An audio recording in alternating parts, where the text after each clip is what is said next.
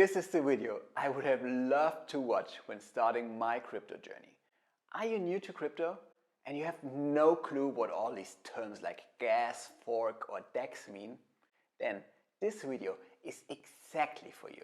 In the next 9 minutes, you'll learn all about the most important crypto terms. After watching this video, you'll no longer be completely lost in translation. You'll be ready to successfully take off into your crypto journey. Okay, let's get right into it. The core of crypto are obviously its cryptocurrencies. They are often called coins with different variations like stablecoin, altcoins and so on. A coin is a digital asset mostly used as a store of value that has its own blockchain. This can be, for example, Bitcoin or Ethereum. You'll also often hear the term token in this context. A token does not have its own blockchain. It's a cryptocurrency that is created on a blockchain and uses this infrastructure to offer a service or application, usually in form of a smart contract. The Ethereum blockchain is the infrastructure where most projects build their smart contracts on. Smart contracts are computer programs or protocols for automated transactions that are stored on a blockchain and run in response to meeting certain conditions. NFTs, non-fungible tokens, for example, are a very common smart contract. As I said earlier, there are different subcategories to coins. Here are the most important ones. Stablecoins are tokens that are pegged to a currency, most often the US dollar, but there are also euro or gold stablecoins. The biggest stablecoins out there are Tether and USDC. You can buy and trade these stablecoins on different blockchains. Altcoins are all cryptocurrencies except Bitcoin. This is a term brought up by Bitcoin maximalists, people who only buy, hold and trade Bitcoin, the first cryptocurrency out there. A lot of these people also use the word shitcoin for altcoins, as they perceive Bitcoin is the only real cryptocurrency. Do you want to understand why? Then check out my complete beginner guide. This will give you an easy overview of all the fundamentals of Bitcoin and show its life-changing potential. Meme coins are also part of altcoins, but in contrast to most of them, they do not have any utility at all, meaning you can't do anything with them except trading, but they do not serve any purpose or solve a problem. Popular meme coins are Dogecoin or Pepe. When looking at such coins, it is extremely important to do your own research, as there are many scams out there just looking to take your money. In order to store your coins safely, it is vital to store your long-term crypto holdings on a cold wallet. This is a physical storage device for your cryptocurrencies and considered the most secure way. You can also store your crypto on hot wallets, which are apps on your smartphone or laptop and are connected to the internet, which thus possess a bigger threat to theft. In case you want to better understand why cold wallets are so important, why you should keep your seed phrase to yourself, check out my guide How to Protect Your Crypto. It also includes the ultimate tip to add an extra layer of security so you can sleep like a baby. You have no clue what a seed phrase is? It comes with every wallet, hot or cold, and is a series of 12 to 24 random words that function as the key to your crypto holdings. With these words, you can always access your holdings.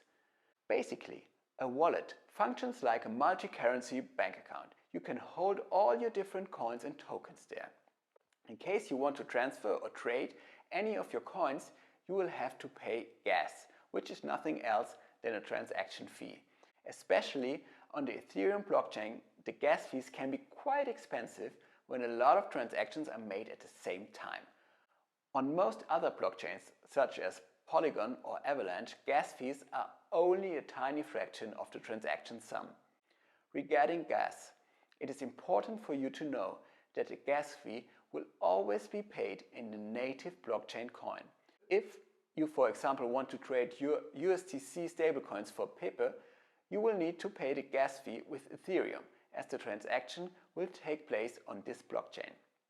Therefore, it is vital to always have some small amount of the respective blockchain coin in your wallet.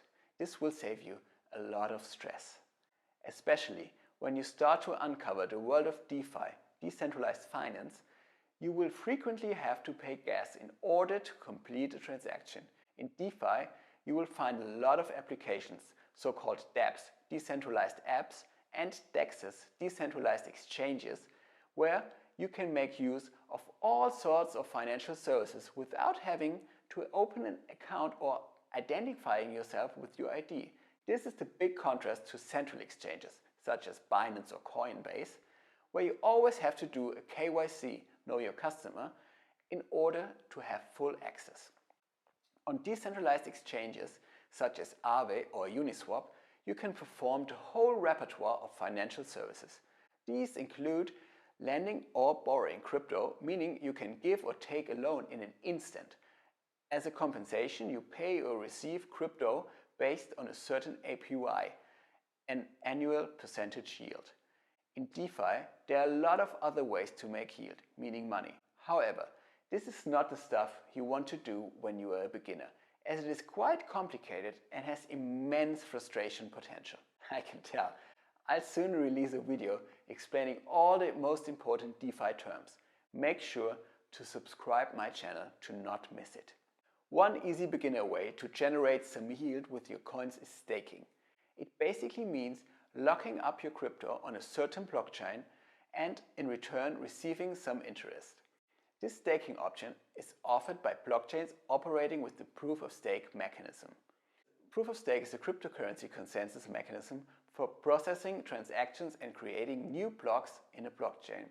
A consensus mechanism is a method for validating entries into a distributed database and keeping the database secure. In the case of cryptocurrency, the database is called a blockchain. So, the consensus mechanism secures the blockchain. Ethereum is a blockchain that is now running on proof of stake. I say now because it made the switch to proof of stake in 2022 by performing a so-called fork. A fork is a change to the blockchain protocol that can't be reversed. All users need to upgrade their software to continue participating.